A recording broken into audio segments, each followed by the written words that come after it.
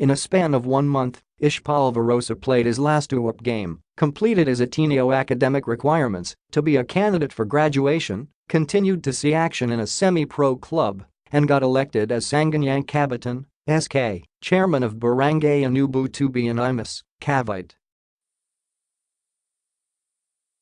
It might just be the start of many more daunting tasks, but the reigning UAAP Best Setter does not plan on letting go of both his national team dreams and SK presidency hopes.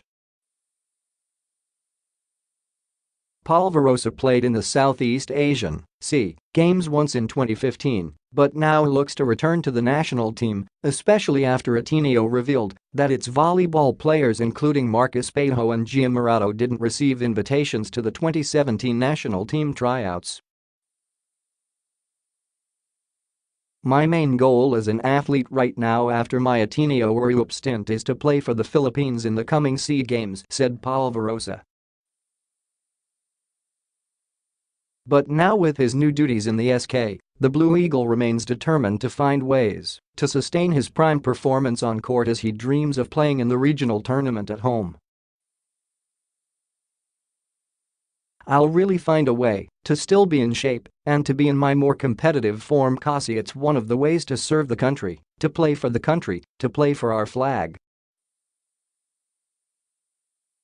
I won't miss that opportunity to play on our home court. While vying for a national team spot, Polvorosa also wants to become a greater voice for the youth in Imus, Cavite by running for the SK presidency with the encouragement of the other chairpersons in the city. From the leadership inside the court, it's going to be the leadership in our city and to be the real voice of the youth in the city, like someone they can depend on," said Polvorosa.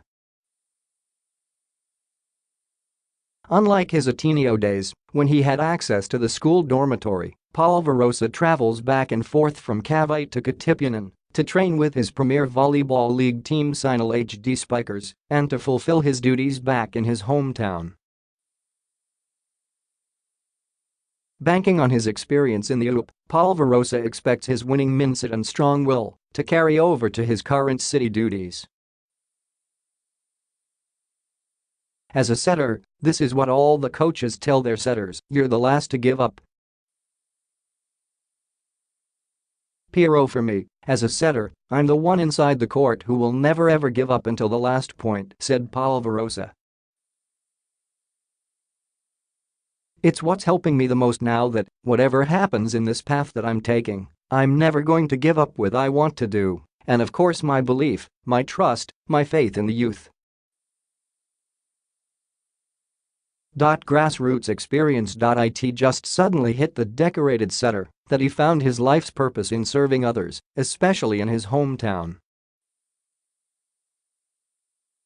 Polvorosa continues to believe that his volleyball career wouldn't be as successful now if his barangay did not conduct the free volleyball clinics he attended when he was young. "When I was still young, there were volunteers who taught us volleyball every day in the summer. They taught volleyball even without pay. It was just pure passion and they just wanted to see their students improve and to impart their knowledge," recalled Polvorosa. Former Blue Eagles head coach Oliver Almadro and the Ateneo men's volleyball team were active in conducting free volleyball exhibitions and spearheading sports clinics like the Ateneo Volleyball Camp. Polvorosa also helped out in another volleyball camp, which had a registration fee for participants. Looking back, Polvorosa saw that the kids were really motivated to pursue the sport. It was the same thing his first teachers back in Imus saw in him. "You'll see some kids who can't afford it, so what do you do? The camp with registration fees and the Ateneo Volleyball Club are different because one needs a fee while the other is free, and this is what I'm saying, that I've seen both worlds.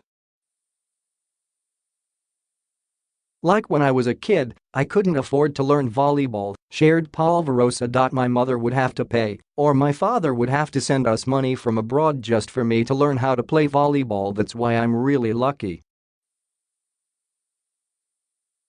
This experience helped Polvorosa decide to run for SK, where some of the duties include education and youth sports development.